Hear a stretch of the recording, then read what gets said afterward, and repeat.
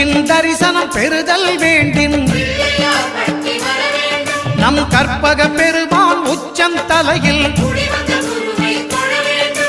ஆலமர் செல்வன் அவனது பார்வை தடைகளை நீக்கி வளம் பெருக்கும் நம் கணபதி சிரத்தை காண்கிற மங்கையர் மாங்கல்ய பலமே திடமாகும்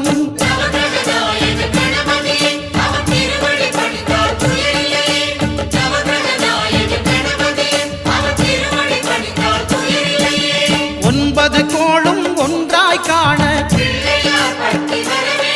அங்கு கற்பகம் என்னும் கடவுளின் மெய்யில்